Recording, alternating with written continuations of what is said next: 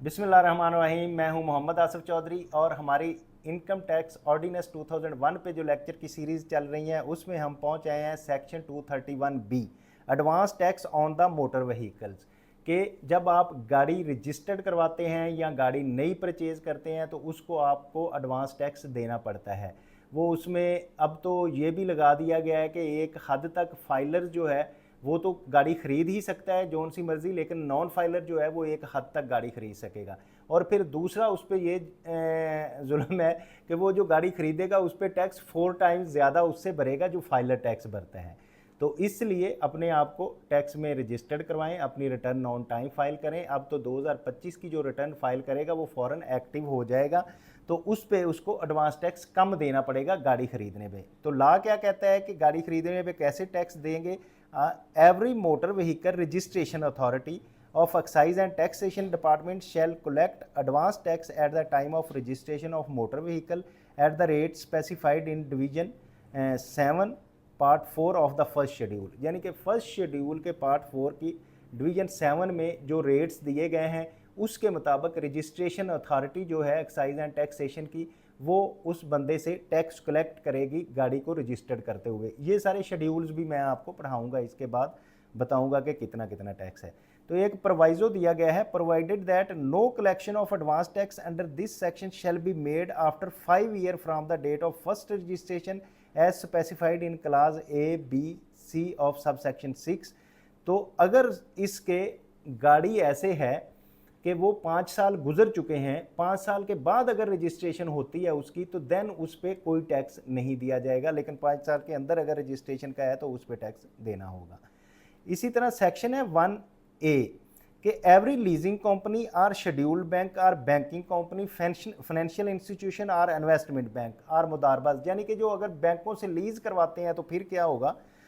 Are a development finance institution whether शरिया कंप्लाइंट्स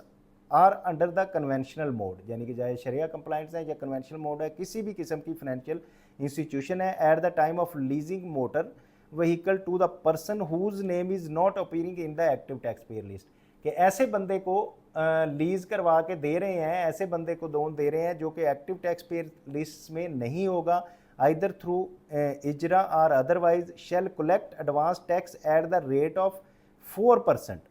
of the value of motor vehicle, के 4% उसका tax उसने calculate करना है। अब आप देख लें कि अगर आप फाइलर नहीं है तो आपको कितना ज़्यादा टैक्स देना पड़ता है, तो कि अगर उसके 4% आपको टैक्स देना पड़ेगा, जितना आपने फाइलर होते तो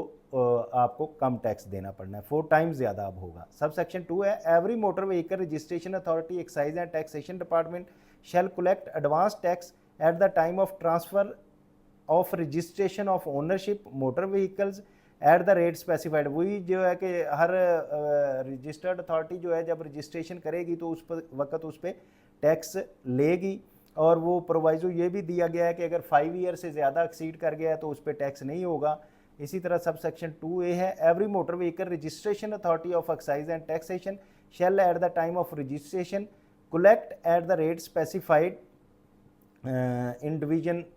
7 part 4 of the first schedule if locally manufactured motor vehicle has been sold prior to the registration by the persons who originally purchased it from the local manufacturer। तो हर मोटर व्हीकल अथॉरिटी जो है जो अगर registration कराना चाहती है purchase के बाद तो उससे टैक्स कलेक्ट किया जाएगा। और एवरी मैन्युफैक्चरर जो है गाड़ियों का, जैसे जब आप गाड़ी ख़रीदते हैं तो आपको पता है कि उस पर हैवी टैक्सेस लगते हैं, जो एडवांस विद होल्डिंग टैक्स है आप पे करते हैं, उसमें every manufacturer of motor vehicle shall collect at the time of sale of motor vehicle, यानी कि उसमें जीप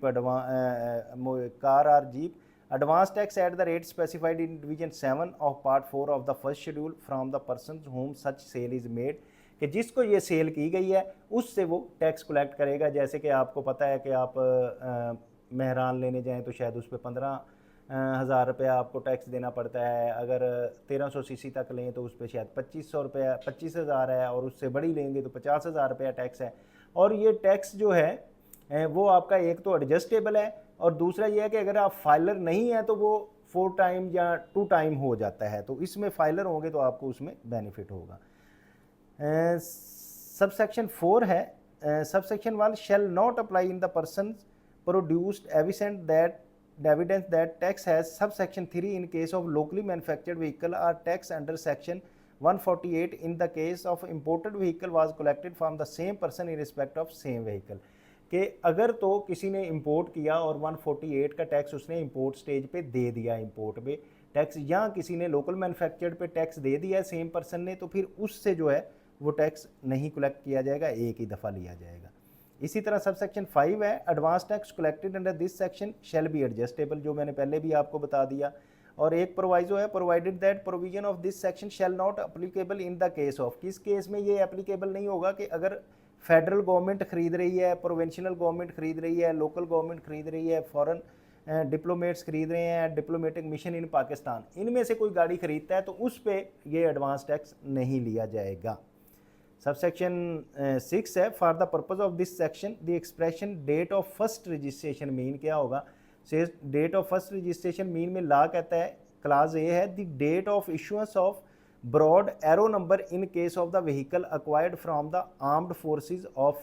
पाकिस्तान, कि आपने जब आर्म फोर्सेस से गाड़ी ली और अब आपने अपनी रजिस्ट्रेशन करवानी है तब हो सकता है जी। Date of registration by ministry of foreign affair in case of vehicle is acquired from the foreign diplomat and diplomatic missions में अगर आपने उनसे ली है तो फिर उसको रजिस्ट्रेशन करवाना पड़ रहा है। और इसी तरह last day of the year manufactured in case of acquisition of any unregistered vehicle from the federal provincial government, तो आपने कोई नई मैन्युफैक्चर्ड गाड़ी ली है तो उसको आपने रजिस्टर्ड करवाना है। और इसी तरह in all other cases date of first registration by excise and taxation department, के एक्साइज एंड टैक्सेशन डिपार्टमेंट में जो रजिस्ट्रेशन होगी सबसे पहले उसको हम फर्स्ट रजिस्ट्रेशन कहेंगे। सब सेक्शन 7 है, for the purpose of this section motor vehicle including car, caravan, automobile, jeep, limousine, pickup, sports utility vehicles, truck, van, wagon and any other automobiles इसमें आती हैं इस सेक्शन के लिए, लेकिन इसमें एक्सक्लूड किया गया, कुछ एक्सक्लूजन है। एक्सक्लूजन किस किस चीज़ की है, motor vehicle use for the public transportation के लिए यूज़ हो रही है उसकी एक्सक्लूजन है। कैरिज ऑफ गुड्स या एग्रीकल्चर ट्रैक्टर वगैरह है उसके लिए ये एडवांस टैक्स नहीं लगेगा। आपने देखा होगा कि कभी ट्रैक्टर ख़रीदें तो उस पर नहीं लग रहा है, या कैरिज ट्रांसपोर्ट में ख़रीदें तो उस पर टैक्स नहीं लगता। इसी तरह रिक्शा और मोटरसाइकिल और रिक्शा जो है वो भी आप ख़रीदें तो उस पर भी नहीं लगेगा। और any other motor vehicles having engine capacity up to 200 CC, के कोई ऐसी चीज़ है जो गाड़ी छोटी बनी हुई है कि जिसकी 200 सीसी तक इसकी है कैपेसिटी, तो उस पर भी ये एडवांस टैक्स नहीं लगेगा। तो उम्मीद है आप इस लेक्चर को अच्छी तरह समझ गए होंगे और दूसरों को समझाने के लिए लाइक, शेयर और सब्सक्राइब कर रहे होंगे। Thank you very much, have a nice day.